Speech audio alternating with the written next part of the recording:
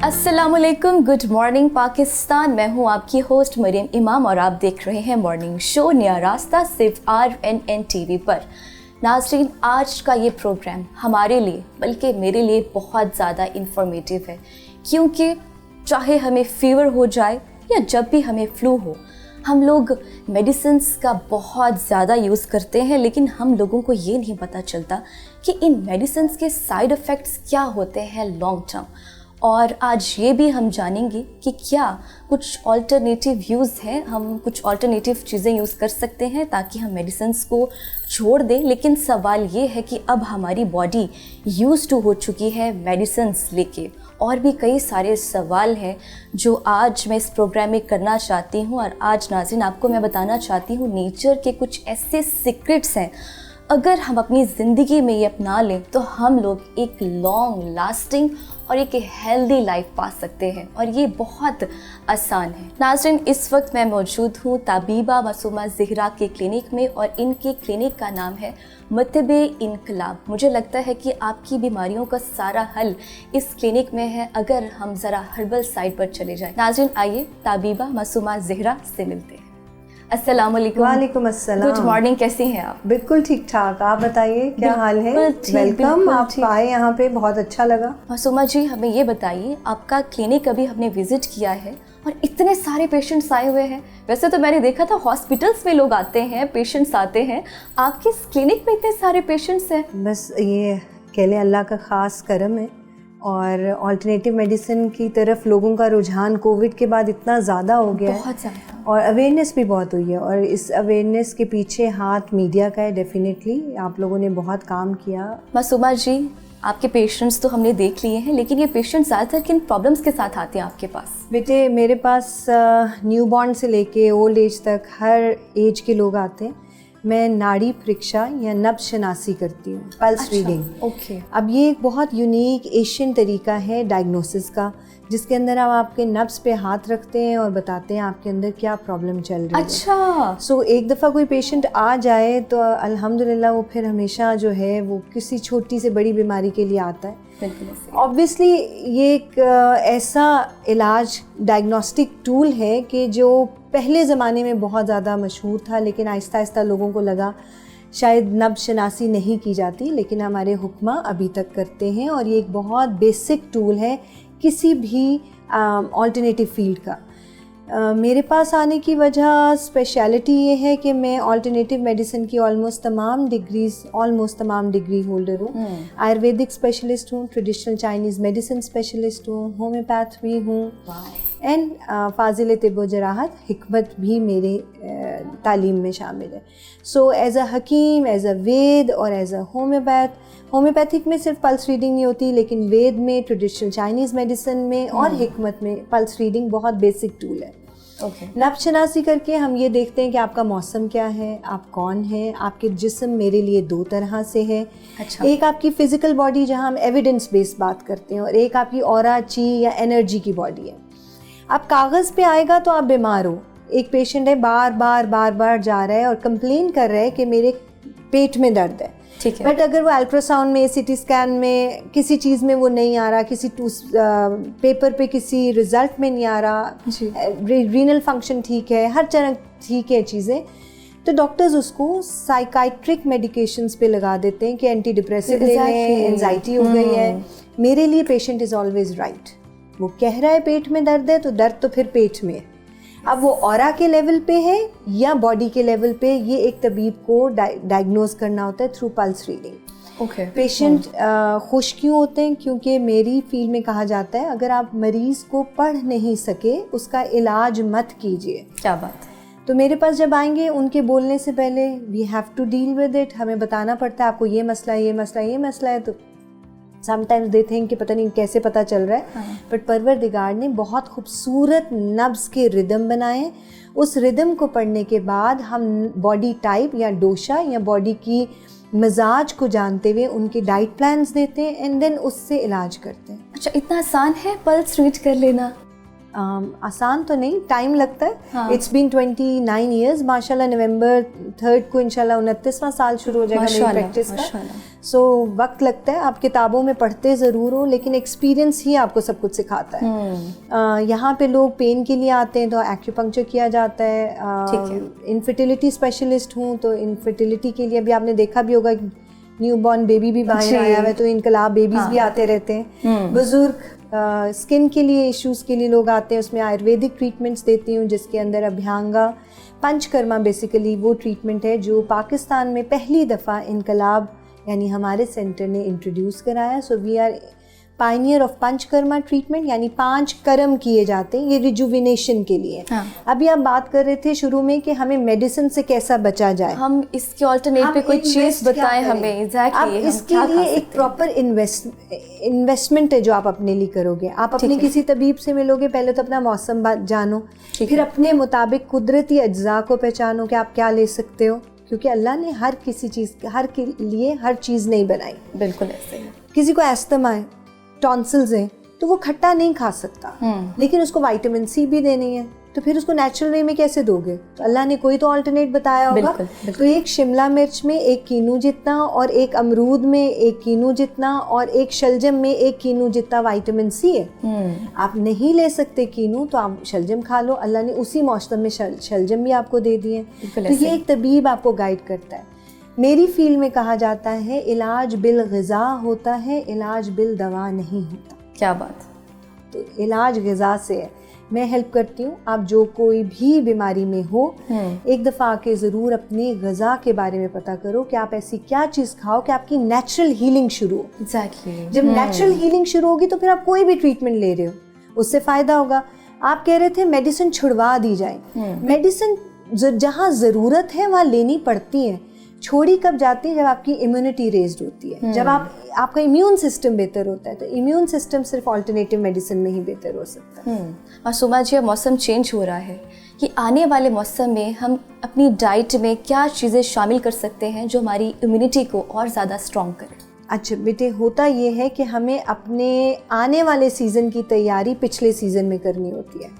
हमेशा याद रखो, सर्दी आने से पहले सर्दी की हमें एहतियात शुरू करनी है, गर्मी आने से पहले पानी का इस्तेमाल ज़्यादा शुरू करना है। अब जैसे अब जो मौसम चल रहा है, आगे आपको पता है स्मॉग आ जाएगी, और लाहौर के अंदर तो सांस लेना भी मुश्किल होता है। तो ऐसे में हमें क्या करना चाहिए? सबसे इम्पॉर्टेंट, सुबह उठते साथ ही एक ये आयुर्वेदिक रूटीन है जो आप हर सीज़न में करो, पूरा साल भी करो, तो आपकी इम्यूनिटी रेज रखती है। Number 1, mouth pulling. 1 teaspoon coconut oil मुंह में रखो, उसको अच्छा सा स्विश करें 1 से 5 मिनट तक, उसके बाद उसको थूक दें, और फिर अपना जो नॉर्मल ब्रश करना है वो करें। उसके बाद 1 ग्लास गर्म पानी का ज़रूर पीजिए, क्योंकि मौसम ऐसा आ रहा है कि खाली गर्म पानी नहीं। अब उसमें क्या करें, 1 चम्मच सौंफ, खाली पेट, रात को 1 चम्मच सौंफ, थोड़ी सी कूजा मिश्री डाल के उसको ढक दें गर्म पानी को, सुबह उठ के छान लें, छना हुआ वो पानी पी लें। यानी वो जो पानी सौंफ का पियोगे वो आपके लार्ज इंटेस्टाइन को ठीक रखेगा, आपके सांस को बेहतर रखेगा, आपके लंग्स को टॉनिफाई करेगा, कब्ज़ नहीं होने देगा। ठीक है, वो नीम गर्म करके बस वो सुबह उठ के पानी पी लें। अब आपने माउथ पुलिंग की, पानी पिया, अब क्या करें, अपने रीजन अपने सीज़न की चीज़ें खाएं। जाते मौसम में आजकल भिंडी पकाने की बिल्कुल ज़रूरत नहीं है, क्योंकि जा रहा है मौसम। आने वाली सब्ज़ी, यानी वो सब्ज़ियाँ जो सारे मौसमों में रहती हैं, ये ऑटम सीज़न उन सब्ज़ियों पे गुजार दें। और फिर सर्द मौसम की जो अल्लाह ताला कुदरती तौर पे ज़्यादा सब्जियां देता है उनका इस्तेमाल करें, क्योंकि कुदरत जानती है हमारा इम्यून सिस्टम किससे बेहतर होगा। बिल्कुल है। हम बेमौसमी चीज़ें, बेमौसमी खाने खा के अपने आप को बीमार करते हैं। मिसाल के तौर पे कॉफ़ी यहाँ पे नहीं उगती पंजाब में, तो कॉफ़ी हमारे लिए होती तो अल्लाह यहाँ उगा देता। ठीक है, कोकोनट यहाँ नहीं उगता कोस्टल एरियाज में, हमें कोकोनट ऑयल की इधर ज़रूरत होती तो वो उगा देता। उसने हमें सरसों का तेल दिया यहाँ पे, सरसों दी। तो आपके मौसम के, आपके रीजन के ऑयल्स इस्तेमाल करें। आप कोस्टल एरियाज में कोकोनट ऑयल ज़्यादा इस्तेमाल करें, आप प्लेन एरियाज में हैं आप सरसों का तेल इस्तेमाल करें। देसी घी गाय का इस्तेमाल करें तो आपको नुकसान नहीं देगा। रिफाइंड चीज़ों से दूर हो जाएं, ऐसी हर चीज़ जो रिफाइंड होती है उससे दूर हो जाए। जैसा मैदा है, चावल है सफ़ेद, उसकी जगह ब्राउन राइस को ऑल्टरनेट करें। अपनी खुराक में हर कुदरती चीज़ वो छोड़ दें। ठीक है। बेसिकली कार्ब्स कम से कम और कार्ब्स की सूरत में वेजिटेबल्स एंड फ्रूट्स ज़्यादा से ज़्यादा। आप कार्ब्स कौन से, अनाज वाले कार्ब्स को कम कर दें। और अगर खाने भी हैं तो प्योर खाएं, ऐसी चीज़ों का इस्तेमाल ना करें जो रिफाइंड ज़्यादा है, जैसा मैदा ना खाएं, सूजी ले लें, बिल्कुल कोई मसला नहीं है। आजकल तो किनवा भी हर तरफ आ जाता है, आजकल ब्राउन राइस भी अब लोगों को अवेयरनेस होगी, फिर ब्लैक राइस आ गया है। हर इलाके में तो ये अवेलेबल नहीं है, लेकिन जहाँ जहाँ अवेलेबल है तो हफ्ते में 1-2 बार ज़रूर पकाएं। और मोस्ट इम्पॉर्टेंट, सारा दिन में इस आने वाले सर्दियों के मौसम की तैयारी में 14 ग्लास पानी ज़रूर पीजिए, क्योंकि सबसे ज़्यादा लिवर की डिजीज़ जॉन्डिस के साथ सर्दियों में लोग आते हैं बजाय गर्मियों के। वो क्यों आते हैं? बिकॉज वो पानी कम करके गर्म अज्जा खाने शुरू कर देते हैं। तो जॉन्डिस सबसे ज़्यादा सर्दियों में आता है। उसकी तैयारी ऑटम के सीज़न में शुरू कर दें। सोने से पहले 2-2 कतरे नाक में, नींद अच्छी आए, सोने से पहले कुछ बताएं कि हमारी नाक और नाक में देसी घी डालना शुरू कर दें। अगर आपको लगे कि नहीं, देसी घी या कोई और भी ऑयल यूज हो सकता है, कोशिश करें देसी घी, क्योंकि देसी घी अगर कुदरती और प्योर है तो आपके हाथ पे पिघलने लग जाता है, वो जमता नहीं। आपका अंदर का मौसम बाहर के मौसम से 1 डिग्री ज़्यादा है, तो वो जमेगा नहीं, वो आपको तंग नहीं करेगा, तो और आपको नरिश भी करेगा। ये बेसिकली आपका थर्मोस्टेट है, जिस्म के मौसम को मॉडरेट रखता है। तो नाक का ख्याल रखें। और नाफ आपकी माँ और आपके दरमियान वो पहला जोड़ है जिससे सारी बॉडी बनी है। तो नाफ में तेल डालने से अगर होंठ खुश्क होते हैं, होंठ ठीक होंगे, आंखें खुश्क होती हैं, आंखें ठीक होंगी, कानों में आवाज़ आती है, वो ठीक होगा, कब्ज़ है वो ठीक होगी, क्योंकि इस एक पॉइंट को पता है बीमारी जहाँ होगी वहाँ पे वो नरिशमेंट दे देगी। मासूमा जी, इमोशनल डिस्टर्बेंस बहुत ज़्यादा है आजकल, कुछ ऑल्टरनेटिव मेडिसिन्स हैं कि हम खा सकें, मेडिसिन्स का यूज़ ना कर सकें उसमें? अच्छा, इसमें हम पहले पूरी तरह से मैं आपके तवस्सुत से आपके नाजरीन को, हमारे मैसेज को ये मैं समझाना चाहूँगी। हमारी फील्ड में ना डिप्रेशन, एंजाइटी, OCD, ADHD, जितना भी डिस्टर्बेंस है, ये एक सिम्टम है। इलाज आपको किसी और चीज़ का करना है तो ये ठीक हो जाएगी। मिसाल के तौर पे, ये मैं पिछले दिनों भी एक किसी इंटरव्यू में मैंने ये मिसाल दी थी और मैं हर जगह ये देती हूँ। कोविड बीमारी है, बुखार सिम्टम है। टाइफाइड बीमारी है, बुखार सिम्टम है। आप क्या बुखार का इलाज करते हो कि कोविड और टाइफाइड का इलाज करते हो? डेफिनेटली आप कोविड और टाइफाइड का इलाज करते हो ना। बुखार के लिए आप हल्की फुल्की दवाई देके उसको सबसाइड करने की कोशिश करते हो। कंट्रोल आप डिजीज़ को करते हो ताकि टेम्परेचर बार बार ना हो। बिल्कुल, गॉट इट? बिल्कुल। इसी तरह डिप्रेशन एक अलामत है, कब्ज़ एक बीमारी है, लार्ज इंटेस्टाइन इन्फ्लेमेशन हाजमे की खराबी बीमारी है, खौफ एक अलामत है, बड़ी आंत में किडनी में या ब्लैडर में कोई इन्फेक्शन, इन्फ्लेमेशन, ख़वातीन के रिप्रोडक्टिव ऑर्गन डिसऑर्डर, मर्दों में प्रोस्टेट का बढ़ जाना, ये बीमारी है। तो खौफ एक अलामत है। आपने फौरी तौर पे डायग्नोसिस करना है कि क्या मर्द हैं तो प्रोस्टेट तो नहीं बढ़ा हुआ, यूरिन में इन्फेक्शन तो नहीं हुआ हुआ, खातून है तो देखें कि उसकी क्या एंडोमेट्रोसिस तो नहीं है, फाइब्राइड तो नहीं है, आयरन डेफिशिएंसी तो नहीं होगी। तो try to find the root cause. So मेरे पास जब भी कोई मरीज़ आता है उसकी नब्ज़ शनासी करके हम रूट कॉज पे पहुंचते हैं, and then we treat depression, then we treat anxiety, और उसके मुख्तलिफ तरीके हैं। उसमें श्रुधारा 1 लीटर ऑयल से 1 घंटा सर धोया जाता है। अभ्यंगा बॉडी का एक ऐसा मसाज दिया जाता है जिसमें एनर्जी को बैलेंस किया जा सकता है। बेसिकली एनर्जी बैलेंस होती है, और ये आपकी क्लिनिक में करवाया जाता है? बिल्कुल, ये मतलब पे कराया जाता है। And then acupuncture for energy balancing, mood. जिस तरह अभी कुछ दिन पहले एक मदर आई अपने बेटे को लेकर, 14 साल का बच्चा था। 2 साल पहले यानी 12 साल की एज पे ही लॉस्ट हिज ग्रैंडफादर। बहुत अटैचमेंट थी।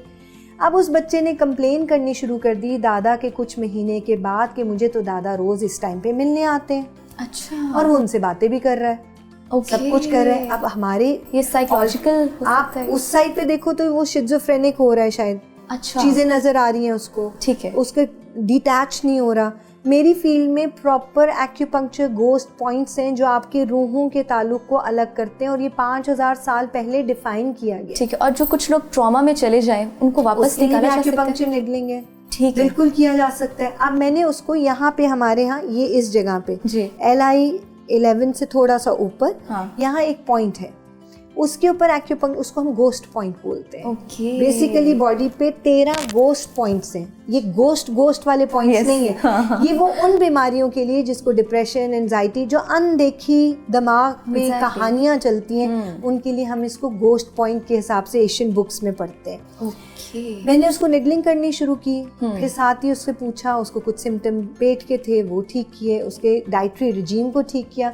तीसरे दिन he cried a lot, मुझे दादा मिलने नहीं आए। After 2 years, बेसिकली क्या हुआ कि वो उस ट्रॉमा में फंस गया। उसको निकालने का तरीका उसको सुलाना नहीं है, सिडेटिव देना नहीं है, एंटी डिप्रेसिव देना नहीं है। उसका इलाज है कि उसके गट का ख्याल किया जाए।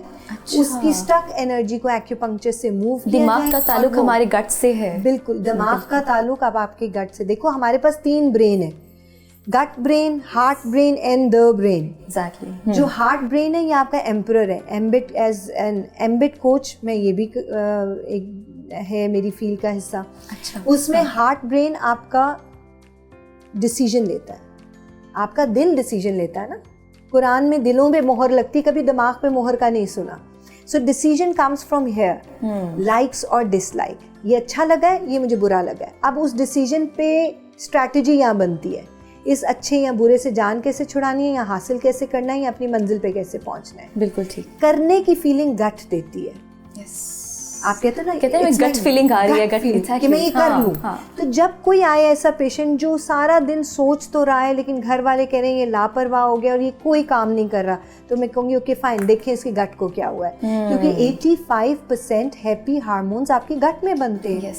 अगर गट कॉन्स्टिपेटेड है, अगर आपको एच पाइलोराई है, अगर आपको टाइफाइड का पुराना जरासीम पड़ा हुआ है और आपका IgG पॉजिटिव है, एलोपैथिक में IgG पॉजिटिव है, तो बस कोई बात नहीं, इसका ख्याल करने की कोई ज़रूरत नहीं। मेरी फील्ड में that is the major point जो डिप्रेशन दे सकता है। अच्छा। तो मैं फौरी तौर पे उसको 40 दिन नहीं तो 20 दिन, 20 दिन नहीं तो 7 दिन, डिपेंडिंग ऑन द कंडीशन, मैं डाइट से उसकी गट को क्लीन करूँगी, हर्ब्स दूंगी टू सपोर्ट, एंड ट्रीटमेंट देंगे टू बैलेंस द एनर्जी। तो ये फुल पैकेज आएगा आपकी माइंड, बॉडी एंड सोल को हील करने को अल्टरनेटिव मेडिसिन। मासूमा जी, ये डिप्रेशन, एंजाइटी, ये स्ट्रेस, ये एक बहुत बड़ी डिबेट है। मैं चाहती हूँ कि अभी खुल के आप मुझे टाइम दें और मैं आपसे इस बारे में बात करूँ। हमारे यहाँ पे तो अब हैप्पीनेस प्रोग्राम्स भी हम कराते हैं। देखो जितने भी, जहाँ पे भी आप ट्रीटमेंट लेते हो, हर एक की अपनी डोमेन है, everybody is doing the best job. अब हम सब एक दूसरे की डोमेन से निकल के बात करने के आदी हो गए अनफॉर्चुनेटली, लेकिन वेस्ट में ऐसा नहीं है। वेस्ट में आप लिख देते हो कि ये मेरा केस नहीं है, एक्यूपंक्चरिस्ट के जाएं, एक्यूपंक्चरिस्ट लिख देता है ये मेरा केस नहीं है, आप फला डॉक्टर के जाएं। यहाँ पे ज़रा अब आहिस्ता आहिस्ता अवेयरनेस बढ़ रही है अल्हम्दुलिल्लाह।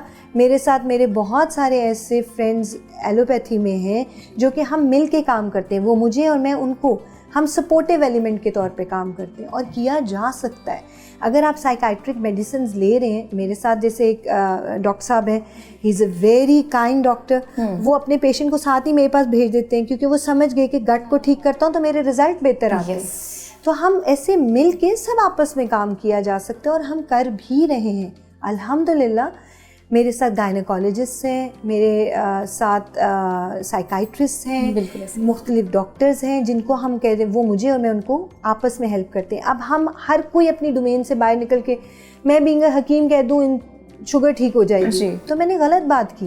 बिल्कुल ऐसे आप मैनेज कर सकते हो और बेहतर मैनेज कर सकते हो, लेकिन आप उसको पूरी तरह से क्योर नहीं कर सकते। क्यों? क्योंकि पेशेंट परहेज करने को नहीं मानता। क्योर किया जा सकता है, पेशेंट ना माने तो अलग बात। मासूमा जी थोड़ा सा बता दीजिए, पैनिक अटैक, स्ट्रेस और एंजाइटी में क्या फ़र्क है? क्योंकि मैंने बहुत से लोगों को देखा है, उनका सांस फूल रहा होता है लेकिन वो किसी हार्ट के डॉक्टर के पास चले जाते हैं कार्डियोलॉजी में कि उनको हार्ट का कोई प्रॉब्लम है, लेकिन उनको ये नहीं पता चलता कि पैनिक अटैक भी कोई बीमारी है, एग्जिस्ट करती है। देखो मेरी फील्ड में lungs and large intestine is a couple organ, ये डिफाइंड है। हाँ। और आज से 4000 साल पहले का डिफाइंड है। लंग्स और लार्ज इंटेस्टाइन कपल ऑर्गन है, इनका इमोशन डिप्रेशन है। जैसे मैं अभी बता रही थी, लंग्स एंड लार्ज इंटेस्टाइन का इमोशन डिप्रेशन एंड सैडनेस है। सैडनेस में और डिप्रेशन में पैनिक अटैक आते हैं, पैनिक ज़्यादा हो जाते हैं। अब वो पैनिक क्यों होते हैं? मेरी फील कहती है वो सांस पूरा नहीं ले रहे। हाँ। तो देखो उनको साइनसाइटिस तो नहीं है, एलर्जीज तो नहीं है, उनकी कब्ज़ है, पखाने का पहला हिस्सा सख्त और बाकी नरम तो नहीं आ रहा, या प्रॉपर कॉन्स्टिपेशन 2-2 4-4 दिन नहीं आ रही, वो बाहर से खाना तो नहीं खा रहा, उसको गैसेस तो नहीं हो रही। अब पैनिक अटैक कर अगर कोई भी पेशेंट इस वक्त मेरा सुन रहा होगा तो वो मेरी इस बात पे मुत्तफिक होगा मेरी बात पे कि जब भी पैनिक अटैक आता है आप पिछले 2 खाने देख लो, या हमने बर्गर पिज्ज़ा पास्ता कुछ ऐसी चीज़ खाई होगी, अगले दिन पैनिक अटैक आएगा, सांस फूल जाएगा, दिल घबराएगा। खाने का भी ताल्लुक है पैनिक अटैक से? खाने का ही ताल्लुक है उससे, क्योंकि गैसेस तंग करती हैं, वेगस नर्व तंग होती है, जब वेगस नर्व तंग होती है पैल्पिटेशन होती है, जब पैल्पिटेशन होती है फोकस आउट होता है और आपको लगता है बस आपका सांस अब नहीं आएगा। इनको खत्म कैसे किया जाए, कोई है इलाज? बिल्कुल इलाज है, क्यों नहीं खत्म किया जा सकता। बार बार कह रही हूँ अपनी डाइट को बदल दीजिए, डाइट को बदले, अपनी डाइट के लिए एक तबीब से मिलिए, वो आपको बताएगा कि आपने अब क्या खाना है इसके साथ। अच्छा, जिन लोगों की डाइट भी अच्छी है लेकिन फिर भी उनके साथ ऐसा हो रहा है, फिर इस सूरत हाल में क्या करें? ऐसा कभी होता नहीं है। वो जिसको अच्छी डाइट कहते हैं कि हम तो घर का खा रहे हैं, तो खा वो गोभी भिंडी अरवी मुसलसल रहे होंगे, पॉसिबल नहीं है कि अच्छा खाने वाले को पैनिक अटैक ना हो। पैनिक अटैक हो रहा है तो डेफिनेटली आपको अपनी डाइट को चेंज करना है। अब एंजाइटी, फ्यूचर फियर, फ्यूचर के बारे में परेशान होना, तो ऐसे में मेरी फील कहती है स्टमक एंड स्प्लीन, उसका इमोशन एंजाइटी है। तो फौरी तौर पे देखो आया इसको आयरन डेफिशिएंसी तो नहीं है? आयरन पूरा है इसका। अच्छा, आयरन पूरा है तो क्या फेरेटिन कम तो नहीं है? अगर फेरेटिन भी पूरा है तो देखो स्टमक अल्सर तो नहीं है, स्टमक के जूसेस तंग तो नहीं कर रहे, यानी अब उसकी एंजाइटी ठीक करनी है तो स्टमक ठीक करना है। अब कोई आ गया फेयर के साथ, ओसीडी, फोबिया, कई बच्चे आते हैं ऐसे। जैसे एक पेशेंट आया मेरा, उसने कहा, पेरेंट्स ने कहा जी नॉर्दर्न एरियाज पे गया था, वापस आया तब से डर रहा है, 20-22 साल का लम्स में पड़ता हुआ बच्चा, टांगे ऊपर करके ऐसे क्लिनिक में आके बैठ गया। अच्छा। उन्होंने कहा जी हम 1 साल से इसका खौफ नहीं निकाल सके। कैसा खौफ था? बस उसको डर था कोई नीचे से पकड़ लेगा। अच्छा। अब वो साइकोलॉजिकल इलनेस पे ऐसा फंस गया। उन्होंने साइकाइट्रिस्ट को दिखा दिया, सबको कर दिया, लेकिन साथ में अब जैसा हमारे तोहमाती भी है, वहाँ गया होगा, कुछ चिमट तो नहीं गया, कुछ होता नहीं गया, तो दम दरूद भी हो गया। आके वो बैठा, मेरे लिए वो खौफ का एलिमेंट फौरी तौर पे इंडिकेट करता है इसके यूरिन में पुरानी इन्फेक्शन तो नहीं है। मैंने कहा बेटा यूरिन ठीक आता है? उसने कहा बिल्कुल ठीक आता है। मैंने कहा किसी किस्म का और मसला? बिल्कुल नहीं। नब्ज देखी, मुझे लगे नाफ से नीचे इन्फेक्शन, इन्फ्लेमेशन है। खैर मैंने उनको टेस्ट लिख के दिए, तो वालिद साहब ने बड़ा ऑफेंड होके, अब तो खैर वो माशाल्लाह से वो फैमिली मेंबर बन गए, इनकलाब की फैमिली भी बहुत बड़ी है।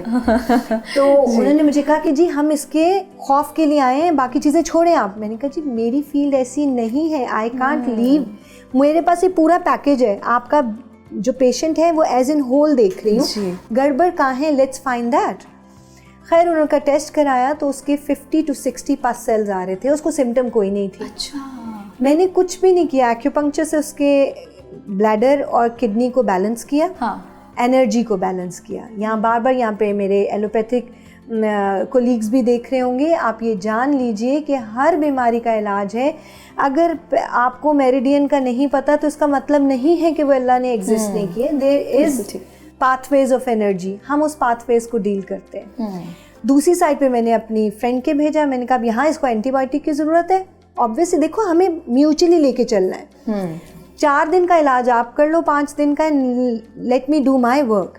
मैंने उसकी डाइट चेंज की, रिकरेंट उसके यूटीआईज ठीक हुआ आहिस्ता आहिस्ता, खौफ उसका निकल गया। तो ये एक इतनी छोटी सी चीज़ है। आप बिल्कुल अल्हम्दुलिल्लाह, मैंने कहा वो मेरी फैमिली जो इनकलाब में आ जाते हैं then they are my family, और वो फैमिली की तरह ही चलते हैं कई सालों के। अब जो बच्चियाँ आती थी अब उनके बच्चे आगे आते हैं। अच्छा। उस दिन मैं हो रही थी, एक बच्चे को मैंने ट्रीट किया था तो वो अपने बेटे के साथ आया, तो मैंने कहा उप्स बहुत टाइम हो गया।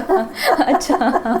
हाँ। अब मौसम ऐसा आ रहा है कि डेंगू हर किसी को हो जाता है, डेंगू से बचाव का कोई हल है? बिल्कुल है जी। डेंगू से बचाव का पहला हल, आप अपने घर को मच्छर से दूर रखें। अब वो हम मॉस्किटो रिपेलेंट्स लगा देते हैं, कॉइल जला देते हैं, उसके अपने आफ्टर इफेक्ट्स बहुत ज़्यादा है। तो सबसे पहले याद रखें, और बड़ा अजीब लगता है लोगों को लेकिन मैं अपने पेशेंट्स को देती हूँ और हर कोई करता है, जो गोबर होता है उससे बेहतर डेंगू मच्छर को भगाने के लिए कोई चीज़ नहीं है। तो अपने घर के चारों कोनों पे वो आपको इजीली कहीं से भी मिल जाता है, वो थापी जिसको बोलते हैं। ठीक है।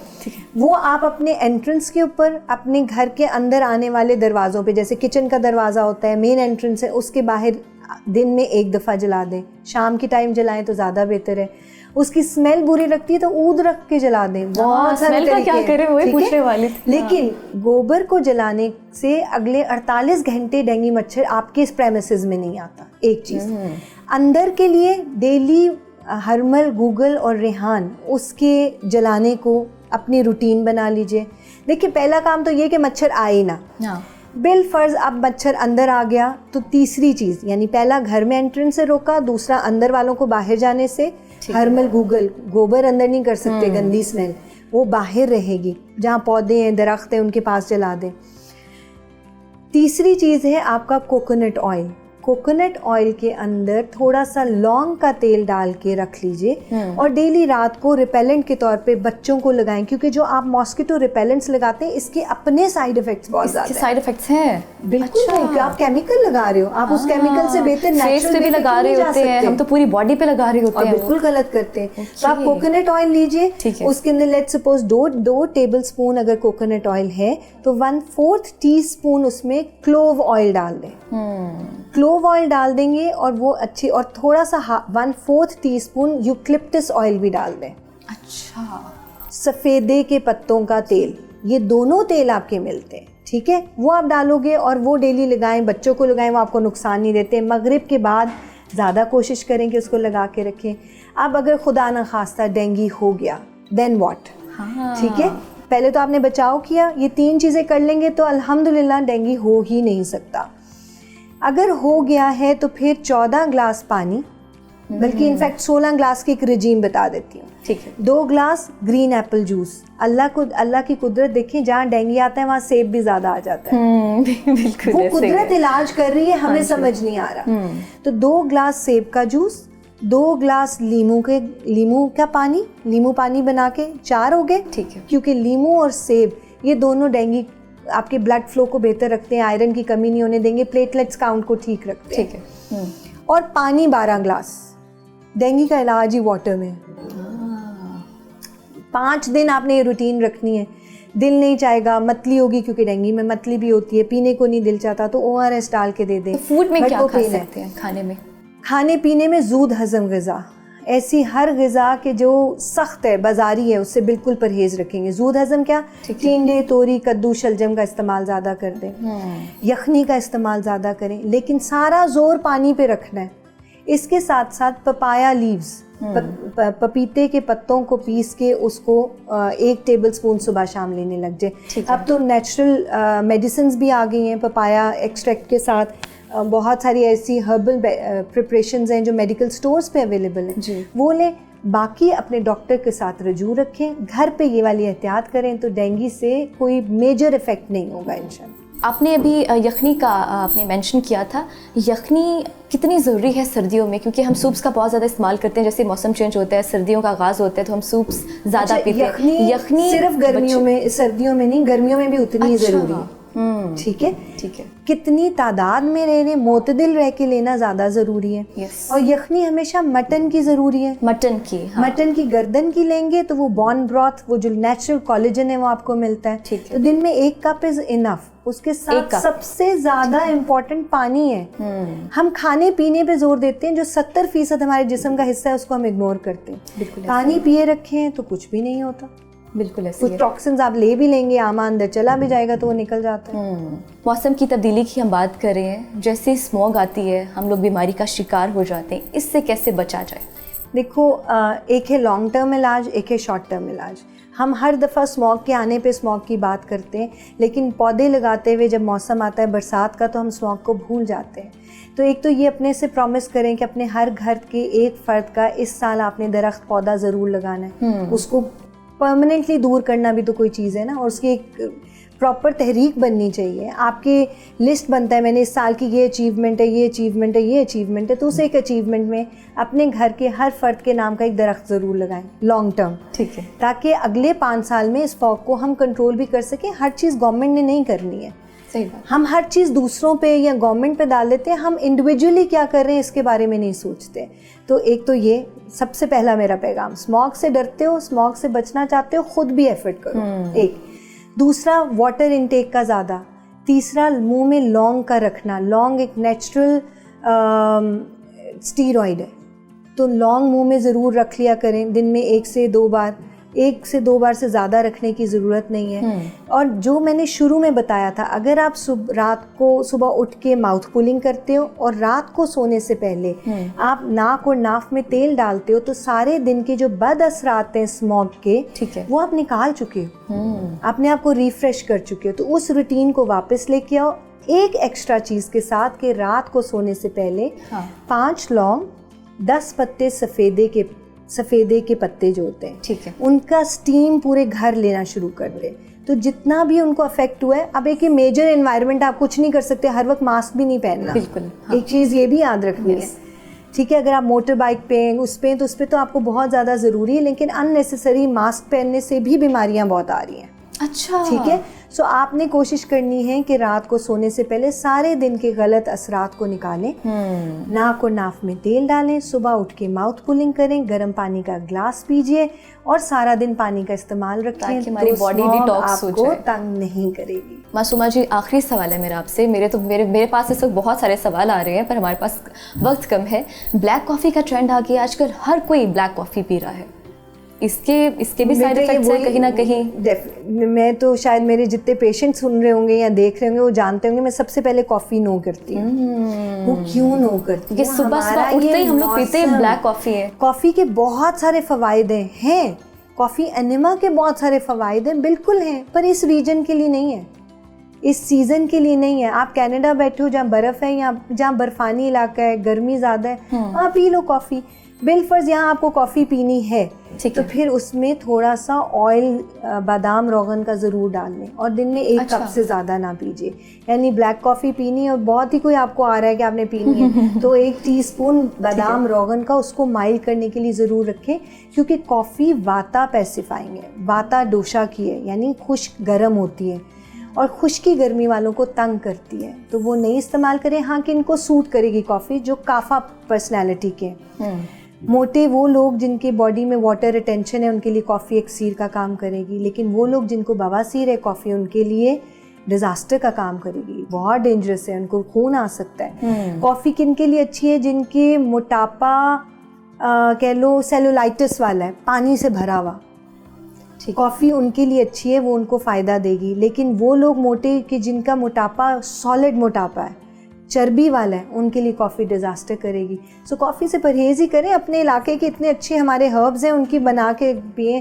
जैसा मेरी हर्बल टीज़ है, मुख्तलिफ देती हूँ मैं। पॉजिटिव टी है, मूड अच्छा रखने के लिए, आपसे ट्राई करूँगी। पॉजिटिव टी है, बुरास टी है, फिर मैं इसी तरह वार्म वूम टी देती हूँ। ख़वातीन बच्चियों के लिए जो पेट में दर्द रहती है, पीरियड्स के दौरान जो दर्द होती है, उसको कंट्रोल। सो मुख्तलिफ टीज़ आपके हर्ब्स में ही बन जाती हैं, जस्ट एफर्ट करें। अच्छा, हम लोग जो चाय पीते हैं, कॉफ़ी पीते हैं, इसके ऑल्टरनेटिव पे हम कहवा जात पे, कहवा पे मैं यही बात कहना चाह रही थी। कहवा हम लोग किस तरह बनाएं, उसमें क्या क्या चीज़ें हमें डालनी चाहिए? क्योंकि मुझे मेरे किचन में जो चीज़ नज़र आ रही होती है ना, किसकी कोई बेनिफिट है, वो मैं कहवा में डाल देती हूँ और सोने से पहले मैं ट्राइडोशिक कहवा बता देती हूँ। वो कहवा जो हर बॉडी टाइप को सूट करे, ठीक है, सही है। हर चीज़ हर के लिए नहीं होती जी, लेकिन ये ट्राइडोशिक है। आपने 2 सब्ज़ इलायची, 10 पत्ते पुदीना, और सर्दियों का मौसम आ गया तो 1 लौंग, नहीं आया तो लौंग ओमिट। बेस लाइन क्या होगी? पुदीना और सब्ज़ इलायची, और थोड़ी सी चुटकी सौंफ, चुटकी अजवाइन। अब सौंफ और अजवाइन का भी मौसम है, अजवाइन गर्मियों में लें, सौंफ सर्दियों में लें। अब ऑप्शन क्या आ गई? बेस लाइन सब्ज़ इलायची और पुदीने का कहवा तो पीना ही पीना है, सही है। उसके अंदर सर्दियाँ आ गई तो लौंग डाल दें, ठीक है, या सौंफ डाल दें। गर्मियाँ आ गई तो अजवाइन डाल दें, क्योंकि गर्मियों में सारी वो खुराक ज़्यादा होती है जिससे गैस ज़्यादा बनती है, जैसे गोभी, माश की दाल, भिंडी, अरवी।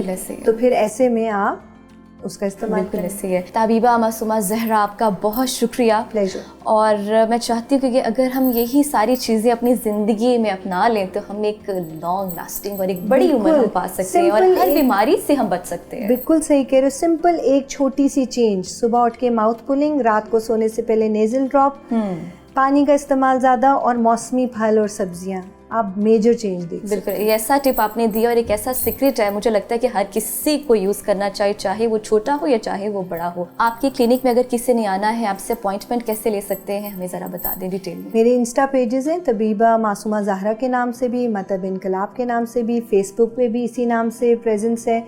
इसके अलावा 03214155 पे अपॉइंटमेंट्स ले सकते हैं। थैंक यू जी। नाज़रीन, जैसे कि आपने देखा कि ये प्रोग्राम आज मेरे दिल के बहुत करीब था, क्योंकि ऐसी चीज़ें हर्बल साइड पर अगर हम जाएं तो हम एक लंबी उम्र पा सकते हैं, और हम अगर अभी से ही प्रैक्टिस शुरू कर दें तो हमारे लिए आगे जाके बहुत फ़ायदे होंगे। नाज़रीन, मुझे दीजिए इजाज़त, अपना बहुत सारा ख्याल रखिए, देखते रहिए नया रास्ता। टेक केयर, अल्लाह हाफ़िज़।